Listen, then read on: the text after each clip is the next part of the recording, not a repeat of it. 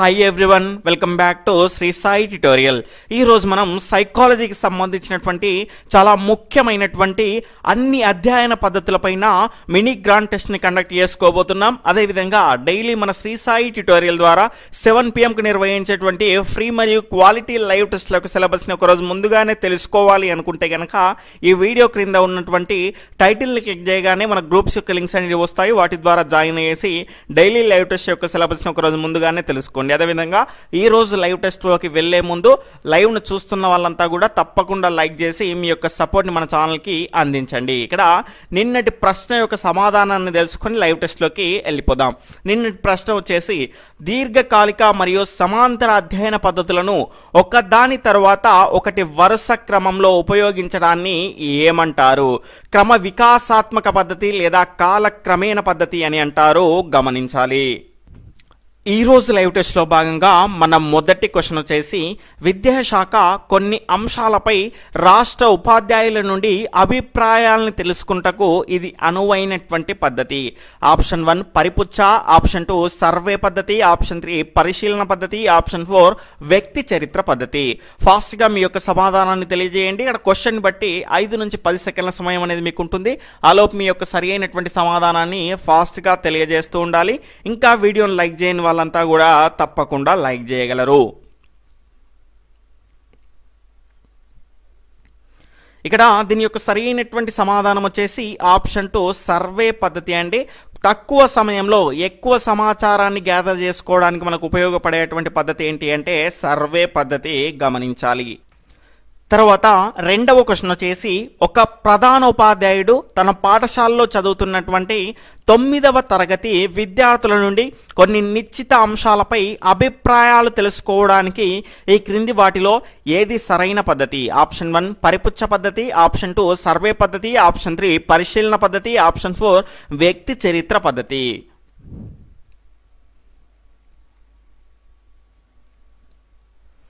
ఇక్కడ దీని యొక్క సరి అయినటువంటి సమాధానం వచ్చేసి ఆప్షన్ 1 పరిపుచ్చ పద్ధతి అండి. ప్రధానోపాధ్యాయుడు తన పాఠశాలలో చదువుతున్నటువంటి 9వ తరగతి విద్యార్థుల నుండి కొన్ని నిశ్చితమైనటువంటి అంశాలను తెలుసుకోవాలనుకున్నాడు కాబట్టి కొంతమంది ఎంపిక చేసుకొని ఇంటర్వ్యూ ద్వారా మనకు తెలుసుకుంటే సరిపోతుంది. తర్వాత మూడవ క్వశ్చన్ వచ్చేసి 2018 ఉపాధ్యాయ వృత్తిలో ప్రవేశించినటువంటి రాముకి 40 మందితో కూడినటువంటి 1వ తరగతిని కేటాయించి 5వ తరగతిలోకి చేరుకునే వరకు వారి యొక్క కోపం అనేటువంటి ఉద్వేగంపై అధ్యయనం చేయడం అనేది ఆప్షన్ 1 పరిశీలన పద్ధతి, ఆప్షన్ 2 వ్యక్తి అధ్యయన పద్ధతి, ఆప్షన్ 3 అనుదైర్ఘ్య పద్ధతి, ఆప్షన్ 4 సమాంతర పద్ధతి. ఫాస్ట్గా మీ యొక్క సమాధానాన్ని తెలియజేస్తూ ఉండండి.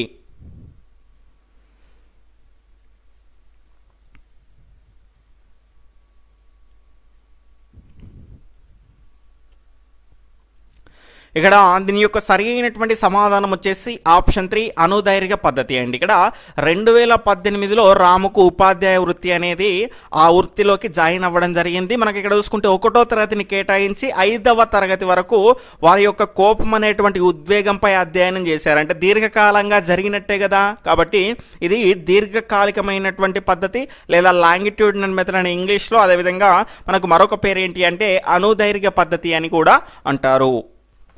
తర్వాత 4వ క్వశ్చన్ వచ్చేసి క్రాస్ సెక్షన్ పద్ధతికి ఆద్యులు ఎవరు? Option 1 Stanley hall, option 2 David, option 3 Sigmund Freud, option 4 వచ్చేసి బెర్క్లీ. ఫాస్ట్గా మీ యొక్క సరి అయినటువంటి సమాధానాన్ని కామెంట్ చేస్తూ ఉండండి.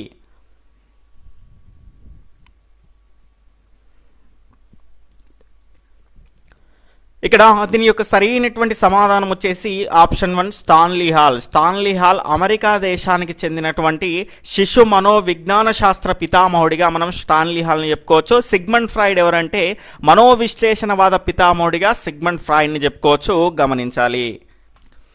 తర్వాత 5వ క్వశ్చన్ వచ్చేసి విచారణ కౌంటర్ల వద్ద ప్రకృతి వైపరీత్యాలు జరిగినప్పుడు నిర్వహించేవి? ఆప్షన్ 1 అసంరచిత, ఆప్షన్ 2 సంరచిత, ఆప్షన్ 3 నిర్దేశిత పరిపుచ్చ, ఆప్షన్ 4 వచ్చేసి ఏదీ కాదు.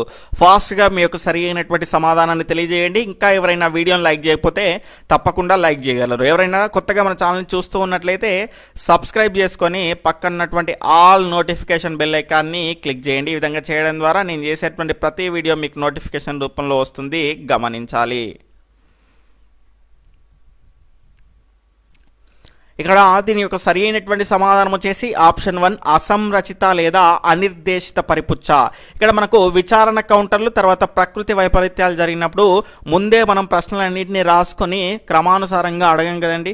మనకు అక్కడ అవసరమైనటువంటి ప్రశ్నలను సందర్భానుసారంగా మనం అడుగుతూ ఉంటాం కాబట్టి ముందే రచించింది కాదు, అసంరచిత పరిపుచ్చ లేదా అనిర్దేశిత పరిపుచ్చగా మనం చెప్పుకోవచ్చు.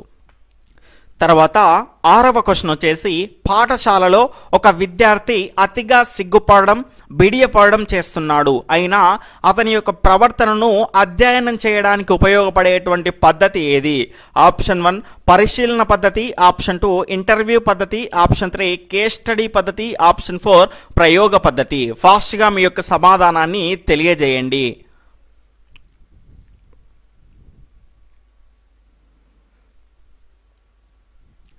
ఇక్కడ దీని యొక్క సరి అయినటువంటి సమాధానం వచ్చేసి ఆప్షన్ 3 కేస్ స్టడీ పద్ధతి అండి. ఇక్కడ చూసుకుంటే ఇవన్నీ కూడా ప్రవర్తన సమస్యల కిందకి వస్తాయి. అతిగా సిగ్గుపడడం కానీ బిడియపడడం కానీ ఇవన్నీ కొన్ని అంశాలు అనేటివి మనకు ప్రవర్తన సమస్యల కిందకి వస్తాయి. కాబట్టి ఈ రకమైనటువంటి ప్రవర్తన సమస్యలను అధ్యయనం చేయడానికి చాలా ఎక్కువగా ఉపయోగపడేటువంటి పద్ధతి ఏంటి అంటే కేస్ స్టడీ పద్ధతి, గమనించాలి.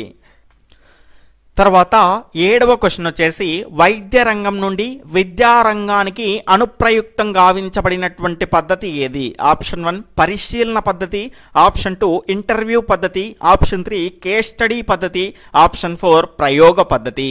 ఫాస్ట్గా మీ యొక్క సమాధానాన్ని తెలియజేయండి. ఇంకా ఎవరైనా వీడియోని లైక్ చేయని వాళ్ళంతా కూడా తప్పకుండా లైక్ చేసి మీ యొక్క సపోర్ట్ని మన ఛానల్కు అందించండి.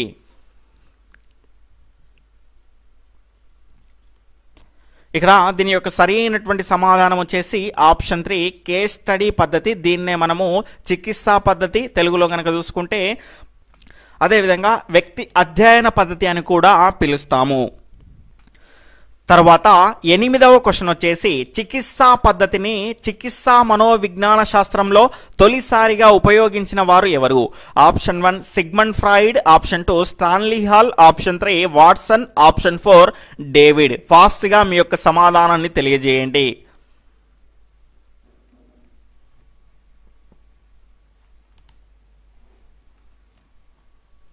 ఇక్కడ దీని యొక్క సరి అయినటువంటి సమాధానం వచ్చేసి ఆప్షన్ 1 సిగ్మండ్ ఫ్రాయిడ్ అండి. చికిత్సా పద్ధతిలో చికిత్సా మనోవిజ్ఞాన శాస్త్రాన్ని తొలిసారిగా ఉపయోగించిన వారు ఎవరు అంటే సిగ్మండ్ ఫ్రాయిడ్, మనోవిశ్లేషణవాద పితామహునిగా మనం చెప్పుకోవచ్చు.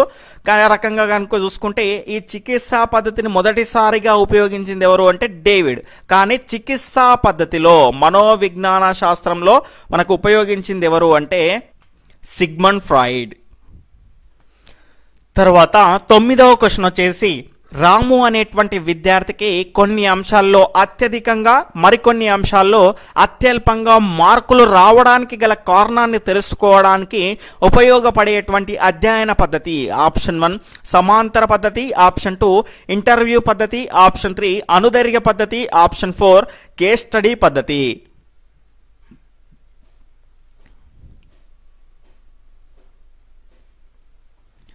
ఇక్కడ దీని యొక్క సరి అయినటువంటి సమాధానం వచ్చేసి ఆప్షన్ 4 కేస్ స్టడీ పద్ధతి అండి. ఇంతకుముందే చెప్పుకున్నాం కదా, ఈ రకమైనటువంటి ప్రవర్తన సమస్యలను సమగ్రంగా అధ్యయనం చేసి వారికి అనుగుణంగా మనం మార్గదర్శకత్వం అనేది చేయడానికి ఉపయోగపడేటువంటి మనకు పద్ధతి ఏంటి అంటే ఆప్షన్ 4 కేస్ స్టడీ పద్ధతి. తర్వాత 10వ క్వశ్చన్ వచ్చేసి వ్యక్తి అధ్యయన పద్ధతిలో సమస్య నివారణకు ఉపయోగపడేటువంటి అంశాలు ఏవి? ఆప్షన్ 1 సలహా, ఆప్షన్ 2 సమ్మతింపజేయడం, ఆప్షన్ 3 వ్యాఖ్యానించడం, ఆప్షన్ 4 పైవన్నీ.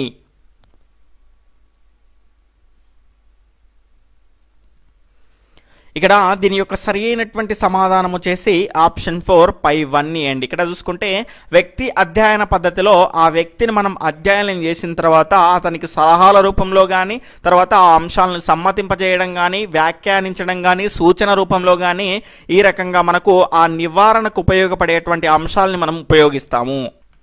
తర్వాత 11వ క్వశ్చన్ వచ్చేసి ప్రయోగ మనోవిజ్ఞాన శాస్త్ర పితామహుడు అని ఎవరిని అంటారు? Option 1 won't, option 2 Sigmund Freud, option 3 Watson, option 4 David. ఫాస్ట్గా మీ సమాధానాన్ని తెలియజేయండి.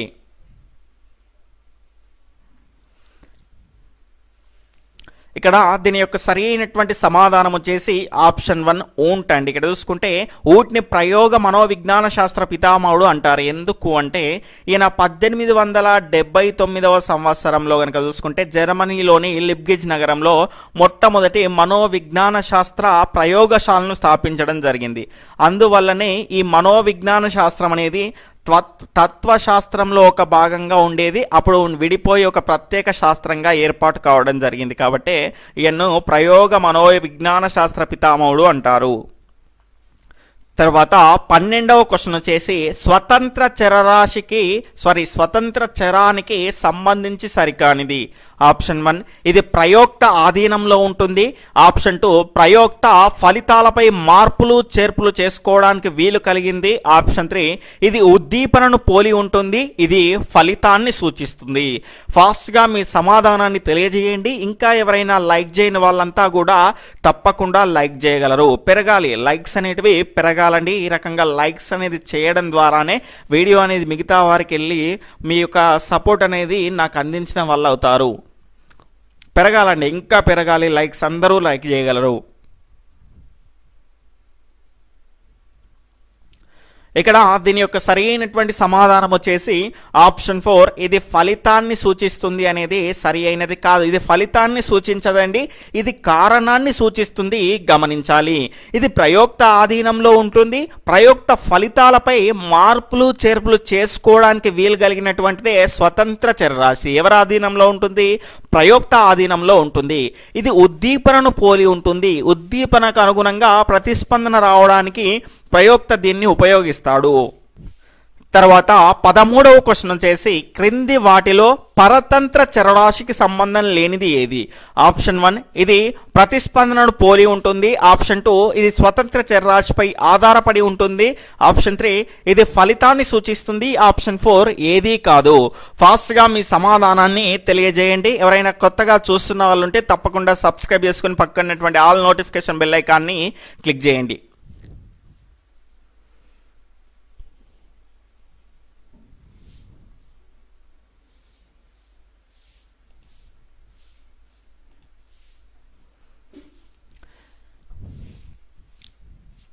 ఇక్కడ దీని యొక్క సరైనటువంటి సమాధానం వచ్చేసి ఆప్షన్ 4 ఏదీ కాదండి. ఎందుకు అంటే మనకి ఇక్కడ చూసుకుంటే పరతంత్ర చరరాశికి ఇవన్నీ కూడా సంబంధం ఉన్నటువంటి అంశాలే. ఇది పరతంత్ర చరరాశి అంటే ప్రతిస్పందనను పోలి ఉంటుంది, ఉద్దీపనకు అనుగుణంగా ప్రతిస్పందనను ఇస్తుంది. తర్వాత స్వతంత్ర చరరాశిపై ఆధారపడి ఉంటుంది. అంటే మనకు ఉద్దీపన ఏ రకంగా ఉంటే ప్రతిస్పందన కూడా అదే రకంగా ఉంటుంది.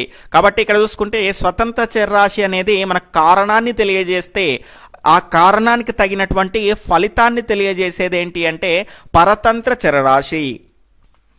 తర్వాత 14వ క్వశ్చన్ వచ్చేసి జోక్య లేదా మధ్యస్థ చరరాశికి సంబంధించింది ఏది? ఆప్షన్ 1 ఇది ప్రయోక్త ఆధీనంలో ఉండదు. ఆప్షన్ 2 స్వతంత్ర చరరాశి మాదిరిగానే పరతంత్ర చరరాశిని ప్రభావితం చేయగలిగినటువంటి వేరొక చరరాశి. ఆప్షన్ 3 ఇది ప్రయోగంలో నేరుగా జోక్యం చేసుకొని ఫలితాలపై ప్రభావం చూపిస్తుంది. ఆప్షన్ 4 పైవన్నీ. ఫాస్ట్గా మీ యొక్క సమాధానాన్ని తెలియజేయండి.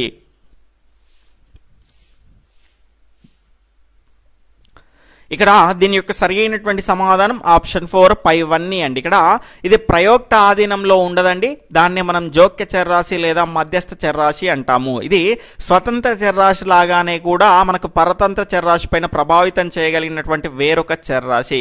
ఇది ప్రయోగంలో నేరుగా జోక్యం చేసుకుని ఫలితాలపై ప్రభావం చూపిస్తుంది, అందుకే దీన్ని జోక్య చరరాశి అన్నాము. ఎందుకు అంటే ఇప్పుడు ఫర్ ఎగ్జాంపుల్ ఏదైనా ఒక ప్రయోగంలో కనుక చూసుకుంటే పిల్లవాడి మానసిక పరిస్థితి కానీ శారీరక పరిస్థితి కానీ అనువంశికతకు సంబంధించినటువంటి అంశాలు కానీ ప్రజ్ఞాపరమైనటువంటి అంశాలు కానీ ఇవన్నీ కూడా జోక్య చరరాశులుగా మనం చెప్పుకోవచ్చు. తర్వాత 15వ క్వశ్చన్ వచ్చేసి తల్లిదండ్రుల యొక్క విద్యార్హతలు విద్యార్థుల యొక్క సాధారణ స్థాయిలో సాధనా స్థాయి అండి విద్యార్థుల యొక్క సాధనా స్థాయిలో అధ్యయనం చేసేటప్పుడు విద్యార్థుల యొక్క అలవాట్లు, ఏకాగ్రత, అభిరుచి అనే వాటిని సూచించేటువంటి చరరాశి. ఆప్షన్ 1 స్వతంత్ర చరరాశి, ఆప్షన్ 2 పరతంత్ర చరరాశి, ఆప్షన్ 3 జోక్య చరరాశి, ఆప్షన్ 4 ఏదీ కాదు. ఫాస్ట్గా మీ యొక్క సమాధానాన్ని తెలియజేయండి. ఇక్కడ దీని యొక్క సరి అయినటువంటి సమాధానం వచ్చేసి ఆప్షన్ 3 జోక్య చర్రాశి అండి. ఇక్కడ చూసుకుంటే తల్లిదండ్రుల యొక్క విద్యార్హతలు అనేటివి మనకి ఇక్కడ చూసుకుంటే ఇది ఒక స్వతంత్ర చర్రాశి అవుతుంది. ఆ విద్యార్హతల ఆధారంగా పిల్లల యొక్క సాధన అనేది ఉంటుంది. పిల్లల యొక్క సాధన అనేది ఏంటి అంటే ఇక్కడ పరతంత్ర చర్రాశి ఉద్దీపన అనేది అవుతుంది. ఇవి రెండు కాకుండా మనకు అలవాట్లు, ఫర్ ఎగ్జాంపుల్ ఏకాగ్రత, దాని తర్వాత అభిరుచి, అంటే వ్యక్తికి మనకు ఆ పిల్లలకు తల్లిదండ్రుల యొక్క పిల్లలకు అలవాట్లు, ఏకాగ్రత, అభిరుచి ద్వారా కూడా ఆ అంశాలు వస్తాయి. కాబట్టి ఇవన్నీ కూడా జోక్య చర్రాశులు అనేటివి అవుతాయి. తర్వాత 16వ క్వశ్చన్ వచ్చేసి సిసిఈ పద్ధతిలో గ్రేడింగ్ విధానం విద్యార్థుల యొక్క మానసిక ఒత్తిడికి సంబంధించినటువంటి అధ్యయనంలో సిసిఈ విధానం అనేది ఆప్షన్ 1 స్వతంత్ర చర్రాశి, ఆప్షన్ 2 పరతంత్ర చర్రాశి, ఆప్షన్ 3 మధ్యస్థ చర్రాశి, ఆప్షన్ 4 ఏదీ కాదు. ఫాస్ట్గా మీ యొక్క సమాధానాన్ని తెలియజేయండి.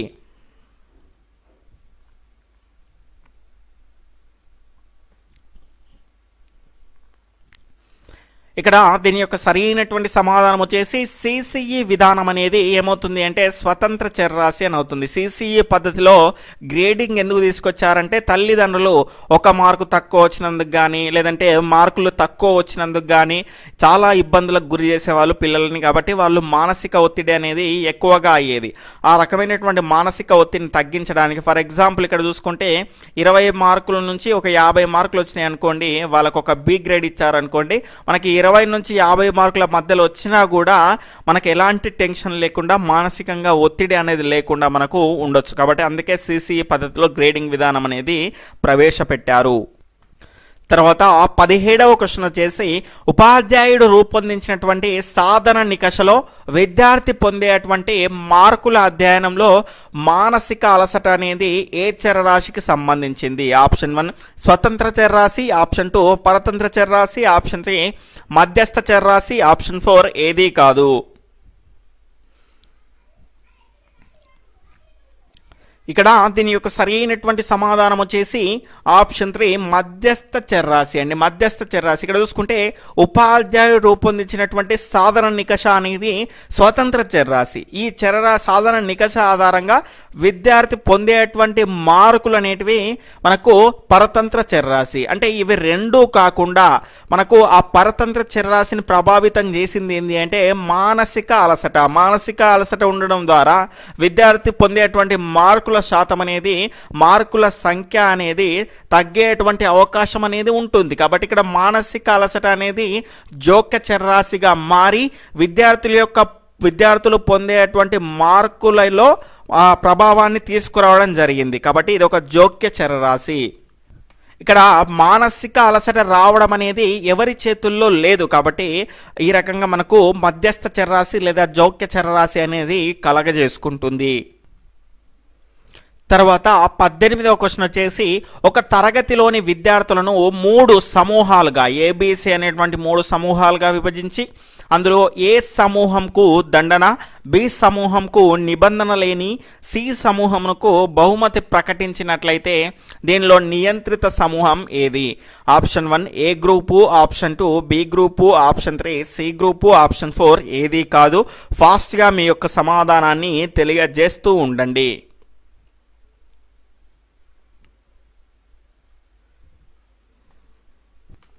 ఇక్కడ దీని యొక్క సరి అయినటువంటి సమాధానం వచ్చేసి ఆప్షన్ 3 సి గ్రూప్ అండి. ఇక్కడ వీడియోని లైక్ చేయని వాళ్ళంతా తప్పకుండా లైక్ చేయగలరు. ఇక్కడ ఆప్షన్ 3 సి గ్రూప్ అనేది సరి అయినటువంటి సమాధానం అండి. ఇక్కడ చూసుకుంటే సారీ అండి, ఆప్షన్ 3 రాంగ్ ఆన్సర్ అండి. ఆప్షన్ 2 అనేది రైట్ ఆన్సర్ అవుతుంది. ఇక్కడ సమూహం బి సమూహంకు నిబంధన అనేది లేదు కాబట్టి మనకి ఇక్కడ చూసుకుంటే నియంత్రిత సమూహం అనేది ఏమవుతుంది అంటే ఆప్షన్ 2 బి గ్రూప్ అనేది అవుతుంది. ఎందుకు అంటే మనకి ఇక్కడ చూసుకుంటే సమూహాలు అనేటివి 2 రకాలుగా ఉంటాయి. ఒకటి ప్రయోగ సమూహము, రెండవది నియంత్రిత సమూహము. ఇక్కడ ప్రయోగ సమూహాన్ని ఏం చేస్తారు అంటే ప్రయోగ స్థితిలో ఎవరిపై అయితే ప్రయోగాన్ని చేస్తున్నారో వాళ్ళని ఏం చేస్తారు అంటే పరీక్షించుకోవడానికి నియంత్రిత సమూహాన్ని ఉపయోగించుకుంటారు. నియంత్రిత సమూహము అంటే ఏంటి అంటే సహజ స్థితిలో ఉన్నటువంటి సమూహం, అంటే వారికి ఏ రకమైనటువంటి నిబంధన, బహుమతి కానీ దండన కానీ అలాంటివి లేకుండా ఉన్నటువంటి సహజ స్థితిలో ఉన్నటువంటి గ్రూప్గా మనం చెప్పుకోవచ్చు. ఆ గ్రూప్ని ఏం చేస్తారు అంటే ప్రయోగం చేసినటువంటి గ్రూప్ యొక్క ఫలితాలను మనకు పరిష్కరించడం ద్వారా వారిలోని సాధన స్థాయి అనేది ఏ విధంగా ఉంటుందో ఈ మనకు నియంత్రిత సమూహంతో టెస్ట్ చేసుకుంటారు కంపేర్ చేసుకొని. తర్వాత 19వ క్వశ్చన్ వచ్చేసి ఇంట్రోస్పియర్ అనేది ఏ భాషా పదాలు? ఇంట్రోస్పియర్ అనేవి ఏ భాషా పదాలు? Option 1 Latin, option 2 Greek, option 3 French, option 4 వచ్చేసి ఇంగ్లీషు. ఇక్కడ ఫాస్ట్గా మీ యొక్క సమాధానాన్ని తెలియజేయాలి. దీని యొక్క సరి అయినటువంటి సమాధానం వచ్చేసి ఆప్షన్ 1 లాటిన్ అండి. ఇక్కడ ఇంట్రోస్పియర్ అనేటివి లాటిన్ భాషా పదాలు. ఇక్కడ ఇంట్రోస్పెక్షన్ అనేటువంటి ఇంగ్లీష్ భాషా పదం అనేది ఇంట్రోస్పియర్ అనేటువంటి 2 లాటిన్ భాషా పదాల నుంచి ఉద్భవించింది. ఇది అంతఃపరిశీలన పద్ధతికి మరొక పేరుగా మనం చెప్పుకోవచ్చు. మనకి ఇంట్రో అంటే లోనికి, స్పియర్ అంటే తొంగి చూచుట, లోనికి తొంగి చూచుట అనేటువంటి అర్థాన్ని ఇవ్వడం జరుగుతుంది, గమనించాలి. తర్వాత 20వ క్వశ్చన్ వచ్చేసి 2 సమూహాలు తీసుకొని ఒక సమూహమును నియంత్రిత సమూహంగా, మరో సమూహమును ప్రయోగ సమూహంగా ఎంపిక చేసి ఆ ఫలితం యొక్క తేడాను తెలుసుకునేటువంటి నమూనా ఏది? ఆప్షన్ 1 ఏక సమూహ నమూనా, ఆప్షన్ 2 సమాంతర సమూహ నమూనా, ఆప్షన్ 3 భ్రమణ సమూహ నమూనా, ఆప్షన్ 4 ఏదీ కాదు. ఫాస్ట్గా మీ యొక్క సరి అయినటువంటి సమాధానాన్ని తెలియజేస్తూ ఉండండి.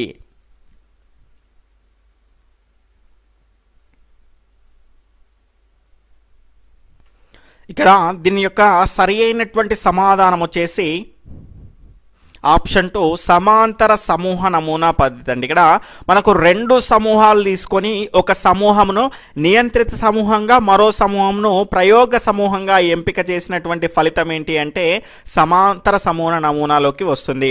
అలా కాకుండా మనకి ఇక్కడ చూసుకుంటే ఏక నమూనా పద్ధతి అంటే ఒకే సమూహమును నియంత్రిత సమూహంగా ఒకసారి, ప్రయోగ సమూహంగా మరొకసారి ఎంపిక చేస్తేనేమో ఆ ఫలితంలోని తేడాను తెలుసుకునేటువంటి నమూనా ఏక నమూనా సమూహ పద్ధతి. ఇక్కడ అదేవిధంగా భ్రమణ సమూహ నమూనా అంటే ఏంటి అంటే 2 సమూహాలను ఎంచుకొని నియంత్రిత సమూహంగా తీసుకుంటారు మరియు ప్రయోగ సమూహంగా తీసుకొని రెండింటిని మార్చి ప్రయోగం చేసి ఫలితంగా ఆ యొక్క తేడాను గమనించేటువంటి పద్ధతి ఏదైనా ఉంది అంటే భ్రమణ సమూహ నమూనా పద్ధతి. దానికి పెద్ద డిఫరెన్స్ ఏమీ ఉండదు, కానీ మరలా మార్చి అనేది చేస్తున్నారు, గమనించాలి.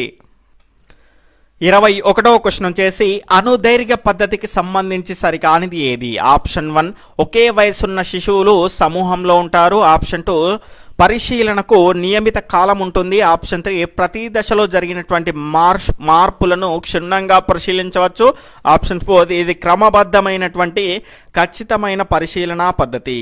ఫాస్ట్గా మీ సమాధానాన్ని తెలియజేయండి.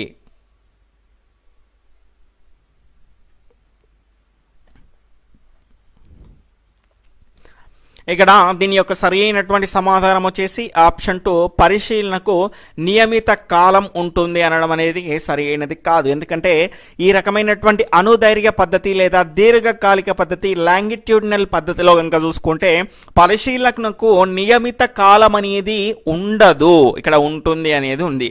దీర్ఘకాలికంగా మనకు పరిశీలిస్తూ ఉంటారు కాబట్టి ఇది సరి అయినటువంటి అంశం కాదు. తర్వాత 22వ క్వశ్చన్ వచ్చేసి క్రింది వాటిలో లాంగిట్యూడినల్ పద్ధతికి మరో పేరు కానిది ఏది? ఆప్షన్ 1 తిరియక్ పద్ధతి, ఆప్షన్ 2 అనుదైర్ఘ్య పద్ధతి, ఆప్షన్ 3 ఆయుత పద్ధతి, ఆప్షన్ 4 దీర్ఘకాలిక పద్ధతి. ఫాస్ట్గా మీ సమాధానాన్ని తెలియజేయండి.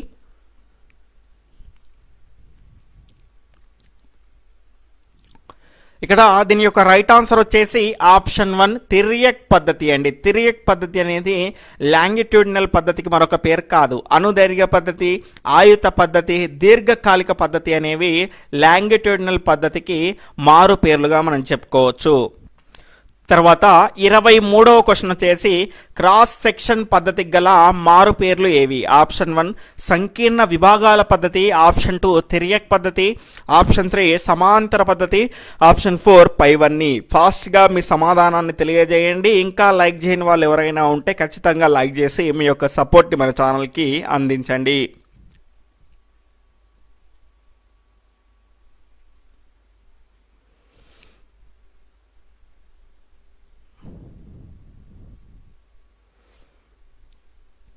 ఇక్కడ దీని యొక్క సరైనటువంటి సమాధానం వచ్చేసి ఆప్షన్ 4 పైవన్నీ అండి. క్రాస్ సెక్షన్ పద్ధతికి గల మారు పేర్లు ఏంటి అంటే సంకీర్ణ విభాగాల పద్ధతి, లేదా తిర్యక్ పద్ధతి, లేదా సమాంతర పద్ధతి అని క్రాస్ సెక్షనల్ పద్ధతిని అంటారు, గమనించాలి. తర్వాత 25వ క్వశ్చన్ వచ్చేసి ఆత్మ విమర్శ ఈ అధ్యయన పద్ధతిలో జరుగుతుంది. ఆప్షన్ 1 అంత పరీక్షణ పద్ధతి, ఆప్షన్ 2 పరిశీలన పద్ధతి, ఆప్షన్ 3 ప్రయోగ పద్ధతి, ఆప్షన్ 4 వ్యక్తి అధ్యయన పద్ధతి. ఫాస్ట్గా మీ యొక్క సమాధానాన్ని తెలియజేస్తూ ఉండగలరు.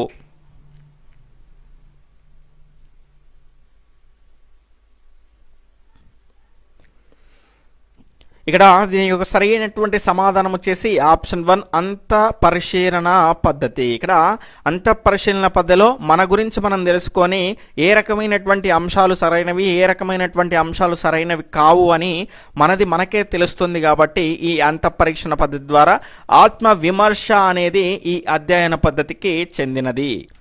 తర్వాత 26వ క్వశ్చన్ వచ్చేసి ఏ పరిశీలనలో జీవి యొక్క ప్రవర్తనలో కొంత కృత్రిమత్వం ఉండేటువంటి అవకాశం కలదు? ఆప్షన్ 1 సహజ పరిశీలన, ఆప్షన్ 2 నియంత్రిత పరిశీలన, ఆప్షన్ 3 సంచరిత పరిశీలన, ఆప్షన్ 4 అసంచరిత పరిశీలన.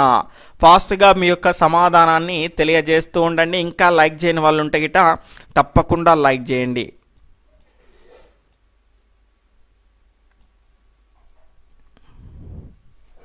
ఇక్కడ దీని యొక్క సరి అయినటువంటి సమాధానం ఆప్షన్ 2 నియంత్రిత పరిశీలన. దీన్ని అసహజ పరిశీలన అని కూడా అంటాము. అంటే మనం నియంత్రించినటువంటి పరిస్థితుల్లో గమనించడం జరుగుతుంది కాబట్టి ఖచ్చితంగా కృత్రిమత్వం అనేది ఉండేటువంటి అవకాశం ఉంటుంది. ఇక్కడ చూసుకుంటే చేపల యొక్క ప్రవర్తనను మనకు అక్వేరియంలో పరిశీలించడం ద్వారా అందులో కృత్రిమత్వం అనేది ఖచ్చితంగా కనిపిస్తూ ఉంటుంది. తర్వాత 27వ క్వశ్చన్ వచ్చేసి తారండైక్, పావులావ్, తర్వాత స్కిన్నర్, కోహలర్ వీరి యొక్క ప్రయోగాలు దేనికి ఉదాహరణలు? ఆప్షన్ 1 సహజ పరిశీలన, ఆప్షన్ 2 అసహజ పరిశీలన, ఆప్షన్ 3 సంచరిత పరిశీలన, ఆప్షన్ 4 అసంచరిత పరిశీలన.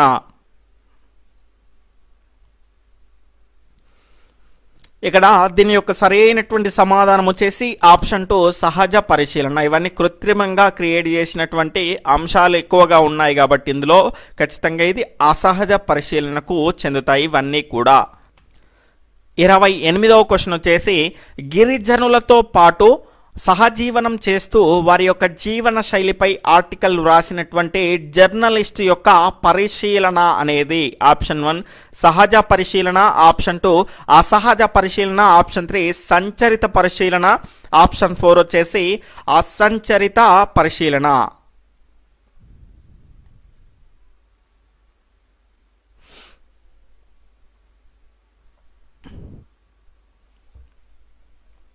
ఇక్కడ దీని యొక్క సరి అయినటువంటి సమాధానం ఆప్షన్ 3 సంచరిత పరిశీలన. గిరిజనులతో పాటు సహజీవనం చేస్తూ వారితో పాటు ఉండి వారి యొక్క జీవన శైలిపై ఆర్టికల్ రాశారు. అంటే పూర్తిగా సమాచారాన్ని తెలుసుకొని వారితో సామరస్యంగా ఉండి అన్ని అంశాలను తెలుసుకొని వారిపైన జర్నలిస్టు ఒక ఆర్టికల్ రాశాడు. అంటే అది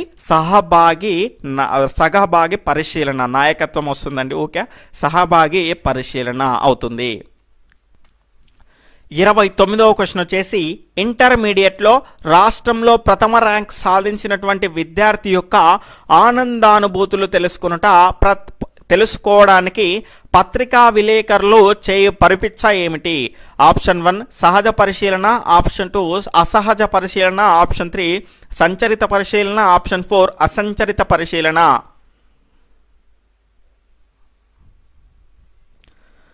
ఫాస్ట్గా మీ యొక్క సమాధానాన్ని తెలియజేయండి. ఖచ్చితంగా లైక్ చేయండి ఫ్రెండ్స్. మీ నుంచి నేను ఎక్స్పెక్ట్ చేసేది లైక్ మాత్రమే. ఈ లైక్ చేయడానికి కూడా ఇంత బద్ధకంగా ఉంటే ఎలా చెప్పండి ఫ్రెండ్స్?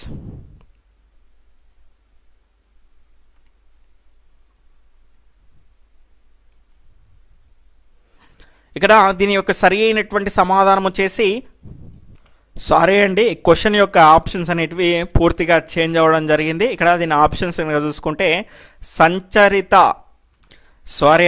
సంరచిత పరిపుచ్చ, తర్వాత అసంరచిత పరిపుచ్చ, ఆప్షన్ ఇక డైరెక్ట్గా దీని యొక్క ఆన్సర్ చెప్పేస్తానండి, మీకు అంతా కూడా కన్ఫ్యూజ్గా ఉంటుంది కాబట్టి. ఇక్కడ చూసుకుంటే దీని యొక్క సరి అయినటువంటి సమాధానం వచ్చేసి అసంరచిత పరిపుచ్చ అండి. వారి గురించి ముందే తెలుసుకోవడానికి ప్రశ్నలు ఏమి తయారు చేసుకొని వారి దగ్గరికి వెళ్ళాడు కాబట్టి వారి యొక్క ఆనందానుభూతుల్ని అప్పటికప్పుడు ప్రశ్నలు వేస్తూ తెలుసుకునేటువంటి ప్రయత్నం అనేది చేస్తూ ఉంటారు, గమనించాలి. ఈ ఆప్షన్స్ అనేటివి రాంగ్ అండి. ఆప్షన్స్ ఏమి ఉండాలి అంటే సంరచిత పరిపుచ్చ, అసంరచిత పరిపుచ్చ, ఆప్షన్ 3, 1 and 2, ఆప్షన్ 4 వచ్చేసి ఏది కాదు అనేది ఉండాల్సింది. ఆప్షన్స్ అనేటివి రాంగ్గా పడ్డాయి, సారీ అండి.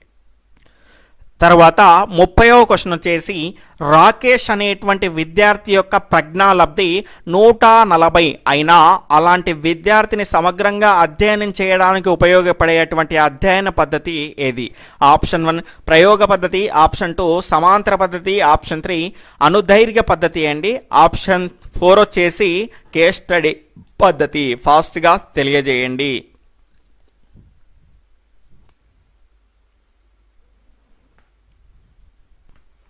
ఇక్కడ దీని యొక్క సరి అయినటువంటి సమాధానం వచ్చేసి ఆప్షన్ 4 కేస్ స్టడీ పద్ధతి. అంటే ప్రతిభావంతులైనట్టే కదా 140 యొక్క ప్రజ్ఞాబ్ది 140 ఉన్నదంటే.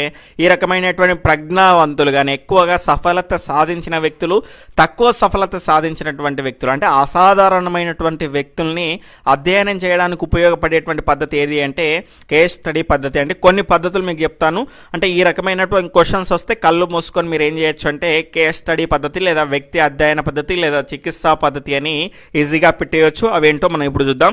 మనకు ఇక్కడ చూసుకుంటే పాఠశాలలో మనకు చూసుకుంటే వ్యక్తి చరిత్ర పద్ధతికి సంబంధించినటువంటి అనువైన అంశాలను మీకు చెప్పడం జరుగుతుంది. ఈ రకమైనటువంటి క్వశ్చన్స్ వస్తే మీకు ఈజీగా చేయొచ్చు.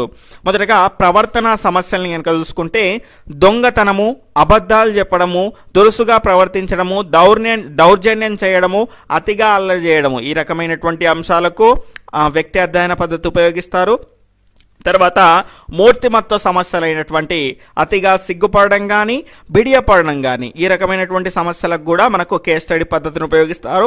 సర్దుబాటు సమస్యలు ఇక్కడ చూసుకుంటే కుటుంబ సభ్యులతోనూ, ఇరుగు పొరుగు వారితోనూ, తోటి విద్యార్థులతోనూ సఖ్యతగా లేకపోవడం, ఈ రకమైనటువంటి మనకు సమస్యలు ఉన్నప్పటికీ కూడా మనకు వ్యక్తి అధ్యయన పద్ధతిని ఉపయోగిస్తారు. తర్వాత విద్యా విషయకమైనటువంటి సమస్యలు, విద్యార్థి కొన్ని అంశాల్లో అత్యధికంగా, మరికొన్ని అంశాల్లో అత్యల్పంగా మార్కులు వస్తున్నాయనుకోండి, ఈ రకమైనటువంటి సందర్భాల్లో కూడా కేస్ స్టడీ పద్ధతిని ఉపయోగిస్తారు. తర్వాత వ్యక్తిగతమైనటువంటి సమస్యలు, చదువు పట్ల ఏకాగ్రత లేకపోవడము, పరీక్షలంటే భయము, అభ్యసించినటువంటి విషయాలను స్మృతి పదంలో ఉంచుకోకపోవడం, ఈ రకమైనటువంటి సమస్యలకు కూడా ఇదే పద్ధతి ఉపయోగిస్తారు.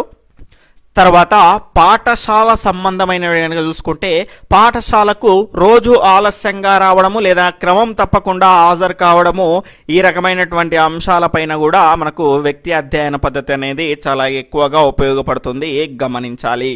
ఇప్పుడు సబ్స్క్రైబ్ చేసుకున్న వాళ్ళంతా కూడా ఆల్ నోటిఫికేషన్ అనే బెల్ ఐకాన్ ఒకటి వస్తుంది. ఆ బెల్ ఐకాన్ని క్లిక్ చేశారా లేదా ఖచ్చితంగా టెస్ట్ చేసుకోండి. ఆ రకంగా టెస్ట్ చేసుకుంటే మీకు అన్ని నోటిఫికేషన్స్ అనేటివి వస్తూ ఉంటాయి, గమనించాలి. లింక్ కోసం మాత్రమే మీరు వెయిట్ చేయకండి, ఎందుకంటే ఒక్కోసారి నాకు టైం లేకపోతే మీకు లింక్ సెండ్ చేసేటువంటి అవకాశం అనేది ఉండదు. కాబట్టి ఖచ్చితంగా మీరు ఆ రకంగా సిద్ధంగా ఉండండి. లేదంటే నాకు ఏదైనా వర్క్ ఉంటే ముందే నేను లింక్ని మీకు గ్రూప్లో సెండ్ చేస్తాను, గమనించాలి. ఈరోజు ప్రశ్న వచ్చేసి, గాయపడినటువంటి పులి అరుదైన ప్రవర్తనను తెలుసుకోవడానికి ఏ పరిశీలన సరైనది? దీని యొక్క సరైనటువంటి సమాధానాన్ని క్రింద కామెంట్ సెక్షన్లో తెలియజేయండి. ఖచ్చితంగా దీని యొక్క ఆన్సర్ని ఇప్పుడు కాదు, క్రింద కామెంట్ సెక్షన్లో ఈ టెస్ట్ పైన మీ యొక్క అభిప్రాయాన్ని తెలియజేయండి. మీ యొక్క మార్కులను కూడా తెలియజేయాలి. డైలీ అడిగినటువంటి ప్రశ్నకు ఆ క్షణంలో మీరు ఆన్సర్ చేయగలిగితేనే మీ యొక్క ప్రిపరేషన్ అనేది హై రేంజ్లో ఉన్నట్టు గమనించాలి. ఖచ్చితంగా వీడియోని చూస్తూ